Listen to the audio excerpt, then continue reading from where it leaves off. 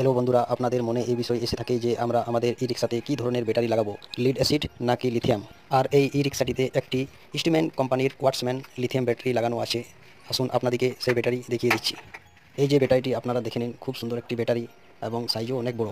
আর আরেকটি জিনিস বন্ধুরা, সাইজে বড় হলেও লিড অ্যাসিড ব্যাটারির তুলনায় 50% ওয়েট কম এবং তারও বেশি। এইটি হলো লিথিয়াম ব্যাটারির চার্জার পয়েন্ট। এবার চলুন বন্ধুরা, আপনাদেরকে দেখিয়ে দিচ্ছি লিথিয়াম ব্যাটারির যেটা মেন অংশ হলো সেই এসোসিমিটার। আসুন আপনাদেরকে এসোসিমিটার দেখিয়ে দিচ্ছি আর এর ব্যাপারেও কিছু তথ্য বলে দিচ্ছি। এই এসোসিমিটারে আপনারা দেখতে পাবেন আপনাদের ব্যাটারিতে চার্জ কত আছে। আর এই যে দেখুন, এখন 99% চার্জ আছে, একদম আপনার স্মার্টফোনের মতো দেখাবে। গাড়িটি সম্পূর্ণ চার্জ হতে সময় লাগে 4 থেকে 5 ঘন্টা। আর আপনারা 100 থেকে 110 কিলোমিটার চালাতে পারবেন। আর বন্ধুরা, আপনারা একটা এক্সট্রা ডিক্কি পেয়ে যাচ্ছেন। এই যে দেখুন, এখন আমি দেখিয়ে দিচ্ছি আপনাদেরকে। এটিতে আপনারা আপনাদের ব্যাগ, সম্পূর্ণ সামান রাখতে পারেন, প্যাসেঞ্জারেরও কিছু সামান রাখতে পারেন। খুব দারুণ আপনার কিছু স্পেসও পেয়ে যাচ্ছেন এবং গাড়িটিও হালকা হয়ে যাচ্ছে। আশা করি ভিডিওটি আপনাদের ভালো লেগেছে। আপনাদের লিথিয়াম ব্যাটারি সম্পর্কে আরও কিছু জানা থাকলে চ্যানেলটিকে সাবস্ক্রাইব করুন এবং কমেন্ট